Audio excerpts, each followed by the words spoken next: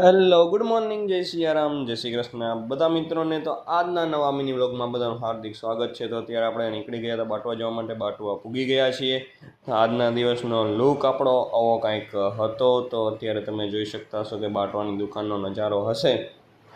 બાટવાની દુકાને થઈને આપણે નીકળી ગયા હતા, જરાક ગોડાઉને જવાનું હતું. તો ત્યાં ગોડાઉને બેઠા હતા મિત્રના ગોડાઉને બેઠા હતા, પરંતુ ઓવર ઓછી બાટવા નહોતા ગયા. પણ ફોન આવ્યો હતો એટલા માટે દવા દેવા જવાનું થયું હતું. તો બલગામ દવા દેવા ગયા હતા. ત્યારબાદ સાંજે મસ્ત મજાનું પંજાબી જમવા આવી ગયા હતા હોટલમાં.